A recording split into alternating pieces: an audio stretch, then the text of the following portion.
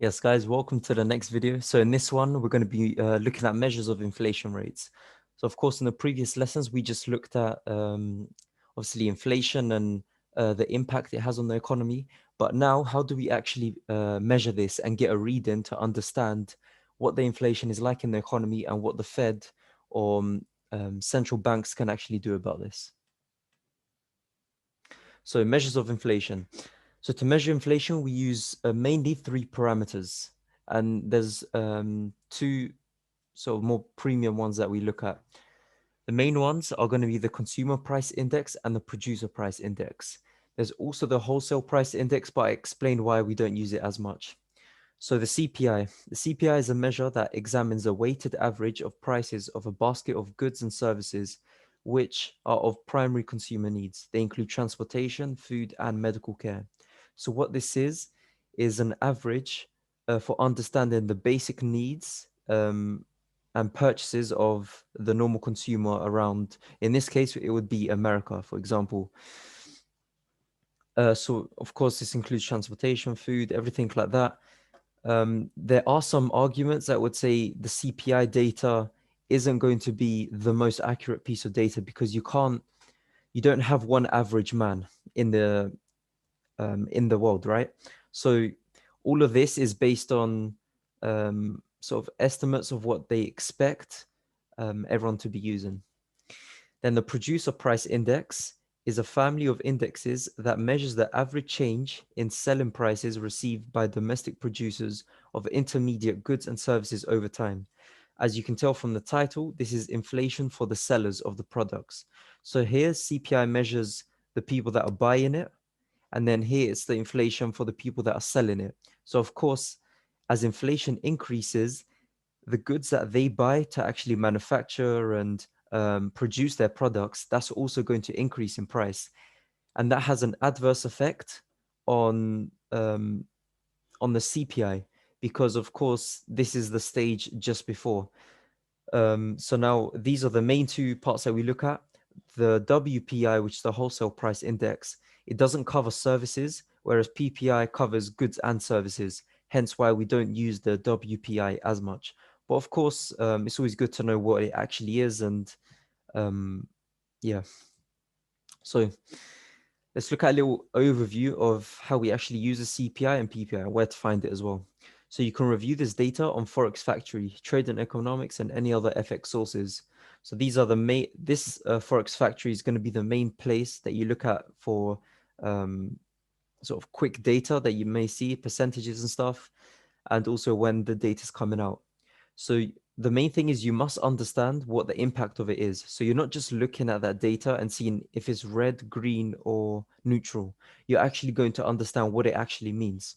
So typically you have a prediction percentage increase. So what it means is if we expect CPI to come out, what they're going to do is based on, the different type of indicators they have, economic research, what they will do is they'll put the previous, I believe, on the right-hand side, and then they're predicted in the central area. So they're going to predict that CPI for this month is going to increase by 0.5%.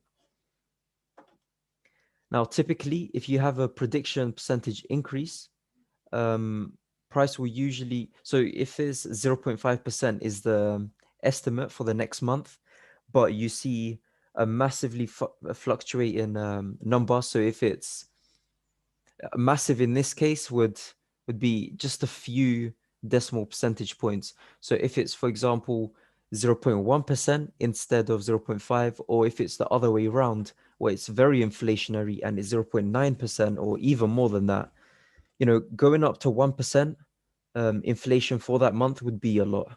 And that's where you start to see massive swings in the market. Most recently, in one of the CPI releases, I believe it was also expected to be 0.7% or something like that, where in fact it was actually 0.3% lower than expected. And then we saw a massive shift in the market. These percentage points at the end of the day, because this is just the monthly data, it's really going to add up, every single month until that year reading. So these sets of data are produced monthly for the month-on-month readings. But you've also got other readings such as quarter on quarter and also year on year. Like I said, there are also yearly readings that the Fed will use to monitor inflation in comparison to their goals of 2% a year. So if you remember back to the inflation lesson, um, the Fed and other central banks, they always aim for inflation of 2% a year because this is healthy. It promotes economic activity to grow because, of course, you need that inflation. But any more than that can be harmful to the economy and also to the consumers. So there's something that I need to introduce to you called the core CPI. So the usual CPI data that we see, such as over here, you're going to realize there's CPI month on month and then also core CPI month on month. This is the more important reading that we get. The normal CPI includes food and energy, which can cause massive fluctuations in the data released, showing misleading results. Now, these fluctuations can be caused by natural disasters and certain geopolitical events that make certain commodities very volatile. As an example, if wheat, as an example, if we look at wheat, if there was a drought, then of course the supply is going to be affected. Therefore, you might get massive fluctuations in the price. So, what do the Fed use instead of the normal CPI? It's something called the core CPI, but also known as the PCE index, personal consumption expenditures, instead because it is not prone to the short-term fluctuations seen in CPI data released. Now, of course, you've got to understand with the normal CPI data that is released, it's going to be short-term fluctuations. So like I said, if there was a drought, for example, for wheat, maybe for the next few months, you might get a massive increase in inflation due to the supply and the demand factors. Um, Whereas the PCE index actually gets rid of that. So PCE index is essentially what the Fed prefer to use. Now, this is something that I'm going to get into more detail in my course, particularly in the Fed funds rate video. I believe that's coming either in the second or the third section. So just understand this as a concept for now, and then we'll obviously get into the numbers later on. So let's look at some Fed analysis. So how do the Fed actually respond to this data? And this is the most important thing because yes, understanding what happened with CPI and how much it grew is okay, but we need to understand the effect that it has on the market and also what the Fed are going to do with their monetary policies, with interest rates, everything like that. So the Fed monitor both CPI and PPI, but more importantly, the core CPI or the so-called PCE. They use this data as a source of understanding inflation year on year, quarter on quarter, and the month on month. If they see a steady increase throughout the months and eventually showing around a 2% growth in inflation, this is sustainable and is one of the goals of the Fed. Every year, the Fed will set out some parameters and some targets that they want to aim for. Usually, they want to see a 2% growth in inflation throughout the year. So what happens if the Fed see higher inflation? The effect that will have is they'll start to promote deflationary conditions. Now, because of one CPI reading, they're not exactly going to do this, but they need quite a few. And also when it gets to that year-on-year reading, let's just take a look at what's going on in the world at the moment. So at the moment, we just got some CPI readings for the whole year. It was year on year. Rather than the 2% goal that they were looking for, we actually got a 4% goal. Not goal, but a result. This, as you can tell, is very inflationary. In normal economic times, you won't be getting this unless there's geopolitical reasons and everything. But of course, one of the biggest reasons right now is because of COVID, because of what the Fed had to do with their money supply. So it's coming to a point right now where we have to promote some deflationary conditions. Otherwise, what they call transitory inflation, so they say it's temporary because of COVID and what they've done with the money supply.